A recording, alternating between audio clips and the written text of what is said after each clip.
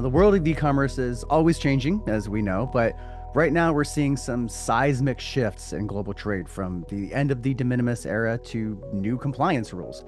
So, for merchants who have been focused exclusively on their domestic growth, what is de minimis, and what does this new kind of post de minimis era mean for them in more practical terms? Yeah, de minimis. It doesn't make it easy to use a Latin tag. De minimis non curat lex, it stands for, which means too small to be of significance.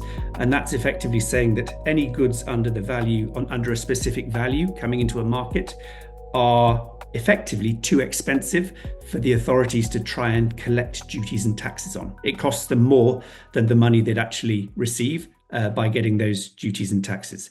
So, what the US has effectively done is they have removed a de minimis value, which means that all goods coming into the United States, regardless of the return and revenue, we now need to collect duties and taxes on those shipments.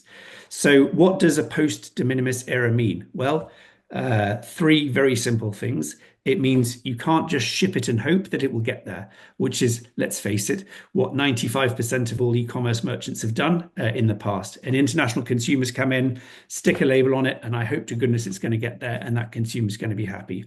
There are more responsibilities for merchants now. It means, as I mentioned, duties are now owed on all shipments coming into the United States. In practical terms, what it means is that before, if a shipment was coming into the United States, you could use one line of data to clear that at customs. Now you need over 30 lines of data to clear the same shipment. So that's resulting in increased customs delays. It's resulting in increased requirements on merchants to provide the right data at source.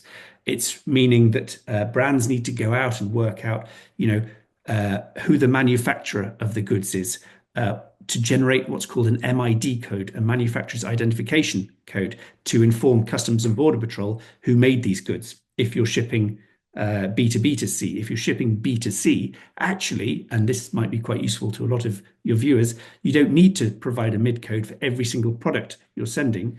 You can, in fact, be the MID code yourself and use your own address as part of that MID code. And it means in the post de minimis era, country of origin, supply chains, all these things are developing and evolving. And we're seeing a massive reciprocal change as well. So in the past few years since COVID and since many of the geopolitical events, we've had VAT on e-commerce in Norway. The European Union's introduced the import one-stop shop. We've got one-stop shop for European VAT. We've got Stop Act. We've got GPSR. We've got take your pick. There are hundreds of these new regulations coming out. And if a brand wants to go global now, they have far more responsibilities to understand what data is required and how best to present that data to the authorities. But also they need to consider, is international really the right path for me? Because, if you're selling toothpaste where your margins are very small, then to ship internationally, the costs are considerably more. So it's a good time for brands to consider, what are my target markets? What are my costs going to be in those markets? And how can we best approach consumers in those markets? And this is where, the ShipStation and Swap partnership really comes in, because what we've created, which is a really awesome solution, is a guaranteed prepaid duties and taxes solution, which is outstanding. And what it does is it allows predictable tax outcomes, compliant flows, and full visibility for merchants on those cross-border transactions. It means merchants can now collect the money for duties and taxes in the checkout from the consumer. And then when they receive a duty and tax invoice a week later or a month later, whatever it's going to be, it's going to reconcile with the amount that they've collected in the checkout. Now, what I've just said is appallingly boring. It's incredibly dull and not very interesting. However, it's actually a really big thing, because if you think about before, what was happening was, a brand would ship internationally. They didn't collect the duties and taxes.